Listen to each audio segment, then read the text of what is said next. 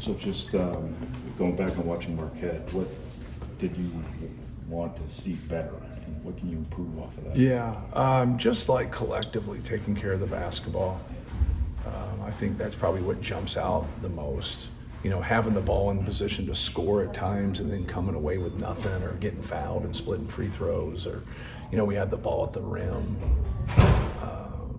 Not a lot, but we still had the ball in scoring positions where, you know, now we get fouled and we got to take the ball out. Now you get fouled on a shot, you split free throws, now you miss it. Or like 50-50 balls and loose balls and just rebounds and long rebounds. Just we're going to jab at the basketball instead of going to get it. Like, we have to be able to get that. So when you sit there from a possession standpoint and, you know, they're a +9 in turnovers, you just put yourself in a bad spot. And then when, like, collectively, like, your guards don't shoot well, you know, from the perimeter, like now, so you haven't shot well, you haven't taken care of the basketball, and now you got to deal with them and their ability to break you down off the dribble and play like you're just, you know, you're just fighting an uphill battle. You know, you just have to play better and be more productive in those areas. But, you know, we got to clean some things up, and, you know, I think it's hard to have such a big emotional win and then be able to go on the road, but that's part of it. You know, that's part of competition. It's part of competing. Like, you got to get, you know, back on the horse and feel good about things and go in there and understand how you won that game. And now you turn right around after you have 3 turnovers and you have 15. You know, we just didn't set a good tone for the game, and some of that's on us, and some of that you have to give credit to Marquette. Are you pretty committed to the starting lineup at this point, or are you kind of? No, we'll mix some things up. Like, it's, you know, you're still trying to kind of find, you know, what a good mix is for certain guys, and you're trying to find production more than anything. And when you get opportunities and you get chances and you're not productive, like, you know, you got to be able to look, you know, in other directions. And sometimes it's a mix of guys, sometimes it's just straight personnel, and, you know, one guy's more productive than the other. But we got to rebound the basketball better. We got to take care of the ball better. So it could, if you shake things up, would that mean Trey going to 5, or would that mean? Yeah, we'll see. Yeah, we'll see what we get to. But whether you start or you're not, like, we've had some guys like C.J. Cox finished a game, you know, for us. Miles Colvin's finished games for us. You know, Cam Heide has finished games for us, and while they're not starting. So, like, it, you know, but you want to get off to good starts. You want to have that mix. It does affect, when you start people, how you get into your rotations. You know, that is an effect. So it's not just about, you know, the first 4 minutes of each half. It's kind of how you sub from there. Some people hold those guys longer. I'll hold certain guys longer, and then I sub other guys quicker. And then just trying to, especially when you're dealing with like a Cam Jones or a Mark Sears, or just the talent of the players on both of those teams, you want to be able to bring people in and get them fresh. But you also don't want, you know, to have that step back, you know, where it's like, oh man, this like really lessened us. Or, you know, I think we've been able to sub, and at times it's helped us. You know, and they give us a spark, but then when you're a starter and you sub back in, you got to give us that spark too. And if you're not productive and consistent, then you got to look at other avenues. I always say that when you change your starting lineup, you want it to help both the guy moving up, but also the guy coming off the bench. Could coming off the bench help Bird a little bit? Yeah, you know, it seems so excitable. Yeah, if you make 2 changes, like, you want 4 positives, right? You want 2 guys coming into the lineup and 2 guys going out of the lineup, but don't look at it that way. Look at it as like watching the game before you go in is different than starting the game, you know, from the very beginning. And people are better at one than the other, and you know, some guys it doesn't matter, but it's still basketball, right? You talked after the game about you know, wanting Braden to come out and be more aggressive and set a tone, I think is the word you used, but also when teams are taking him away, other teams having to step up. When you rewatch the game, just any different perspective on that? Yeah, just, you know, when they give you too much attention, like, he understands schematically how to attack certain things. So it's not like they did something that he's never seen before. Sometimes you're going to have to get that hockey assist. Sometimes you're going to have to get that ball out of your hands when they blitz you. And now you're living in like a 2-on-1, 3-on-2, 4-on-3 world, right? To where you have an advantage. Now the next guy's got to make a good decision.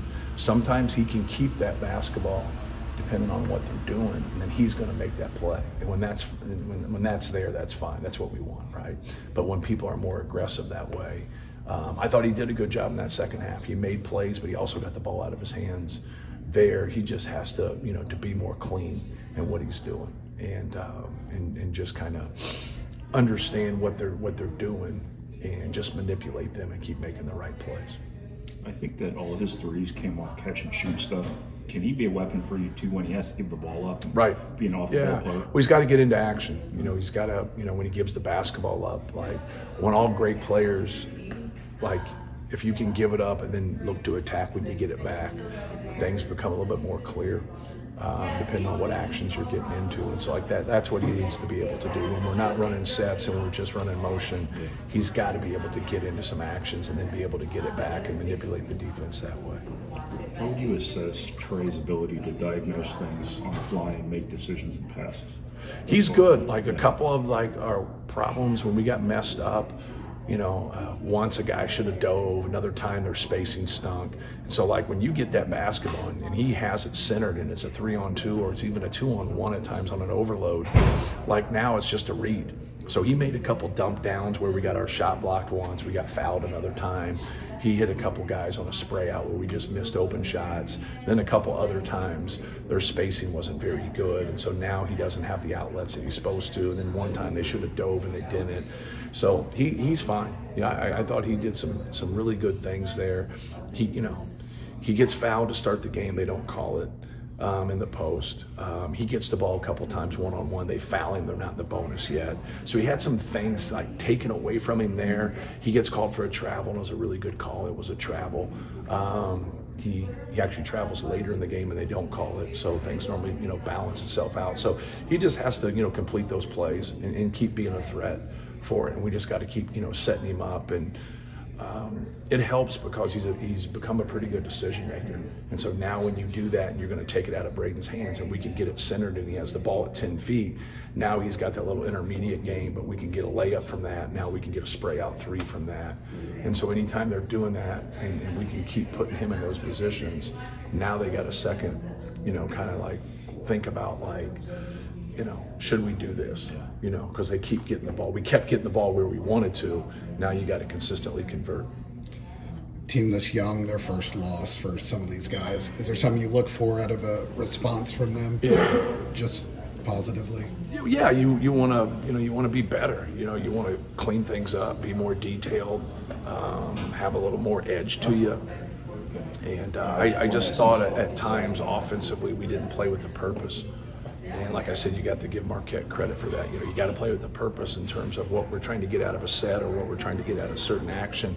And then defensively, just be better. We just had some straight up breakdowns at times on actions that we defended pretty well. So that's sometimes when somebody goes to something and then you just have a problem with and you never get it solved. Like then you got to go back to the drawing board and say, hey, like what are we doing here? Like we have to defend this differently or whatever. But like when you have success against it, and then you have failure against it, like what's the problem? Because if you just stunk at something and it was the wrong read or I've made a mistake, then why are we having success with something we're failing with? That normally lies into concentration and lack of details and people not doing their job or not having enough fight to them while they do their job. Like you just can't do your job. You got to be able to do your job and then have some fight with it. Through the first handful of games here, it seems like Trey's had some slower starts, but then really come out in the second half, and from a scoring standpoint anyway. Right. Is that just taking what the defense is giving, or does he need to have a more assertiveness in the first half? Yeah, and a part of him, with his assertiveness is that like he's not starting and finishing plays. He's finishing plays, right? So if we got to get him the ball in scoring positions and then go from there. We did a better job in the second half, but he's also got to do it. Like one of the things I'd always talk to our bigs about is just because they miss you a couple times, they shouldn't stop you from working. And I think there's a frustration level sometimes when you work to get open and they don't give it to you. Well, they're getting guarded too. Like they're getting pressure too. It's easy for me to see and it's easy for you to see, but you don't have somebody up there hounding you. And so like now just constructively be able to talk to your teammates and talk to your coaches and say, hey, I got this guy on the hook down here on the block. You just got to get it to me down here. But no, finding his way in the game earlier would be great. But you also have to understand that other teams are trying to take him out of that too. The difficulty of a freshman just to be able to shoot the ball well, right? Even when they're shooters, like Flood struggled his freshman year. Yeah, a lot of guards just struggle. Why is it so difficult? That first I think year? one of the things, when you can shoot, like the guys that struggle that can't shoot, they struggle because they can't shoot, right? But the guys that can shoot, when your volume's not the same, and like you're used to getting, 12 to 14 cracks at it, and now you're getting 5 to 7. And like now you magnify your misses and you magnify your makes. Like it's like, oh man, like I'm hot, I made one. Or I missed one and California's going off in the ocean. Instead of just having an even keel to you, and we're not gonna have a parade on makes, we're not gonna have funerals on misses. But then you don't, when you do that and you just play and take the shots that come your way, you keep a good balance to yourself. You stay on that even keel and you don't go up and down. And that's where you see streaky dudes. When some dude gets hot and you're like, man, he like looks like Reggie Miller. And then all of a sudden the next game, he just brings nothing because like he's gonna live on that emotional roller coaster. As a shooter, man, you just take good shots, make good decisions, and live with it. Don't worry about anything else. And now when you get more, and then when you don't get more, now you start to press.